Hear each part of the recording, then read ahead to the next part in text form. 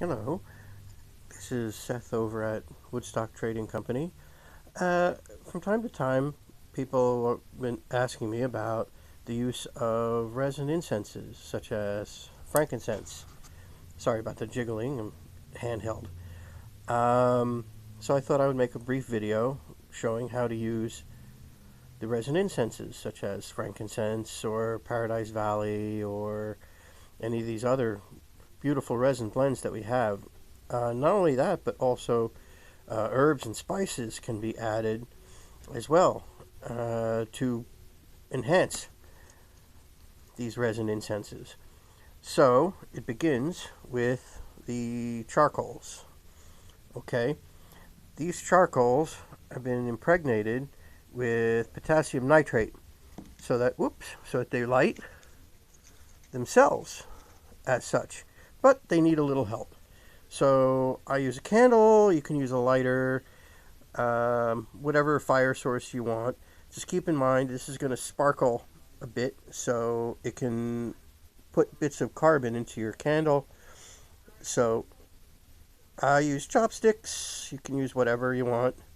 And here we go. See, sparkling. So some people hold these by hand. I don't necessarily recommend that. Now, I put them into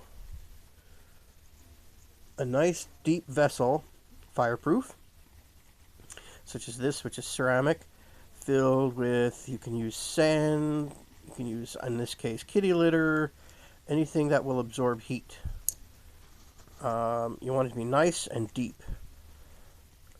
If you're going to use beach sand, make sure you rinse it really, really well. And probably not a bad idea to bake it to burn off any organic material. Also, if you're going to use soil, whatever, you also want to make sure it's really dry, and you want to kiln it or bake it to make sure there's no organic matter in there because it will burn. Now we have one that's already lit over here. This will take just a few minutes to really get going. Not even. If you blow on it or fan it, it'll get going probably within 2 minutes, I guess. So over here, I have one. In fact, I'll even put it on a tile. I use these tiles. These charcoals produce a great amount of heat. They get very hot. So keep that in mind. That's a bit of a caveat. So if you have pets, kids, whatever, make sure that they can't get to these. Over here we're using frankincense. This is some of our frankincense, which I'm very, very happy with.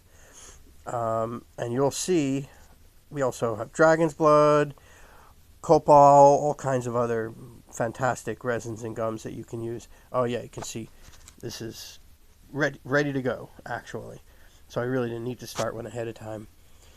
Now, once you have this lit, it doesn't take very much to produce a great deal of smoke. I'm going to put this piece to give you an idea.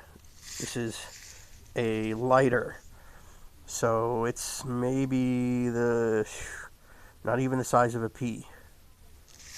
And we're going to set this onto the charcoal, and it's going to begin to bubble, as you can see. And up, there we go. Now we're getting the smoke. And to describe it, it is bright and lemony, and it reminds me a little bit of bergamot. And anybody that's ever been to a Catholic church certainly knows what frankincense smells like. That's what's in the censer that they swing around. As you can see, it gives off copious amounts of smoke. That's just from that one piece. So that then leads me to another caveat, and that is if you have, I'm going to take this off for why I'm going to tell you, if you have smoke alarms, if you can turn them off, I would. Uh, if you can't, well, you're gonna have to find another place to use frankincense or any of these other resin incenses, because the amount of smoke that it gives off is quite considerable and sudden. So do consider that. They're great for use outside as well. So if you wanted to give these resin incenses a try, come by. If you have any questions, you can also call 856 424 6166. My name is Seth. You can ask for me. I'm in pretty much all the week, sometimes weekends, and we'll get you set up. Thank you so much.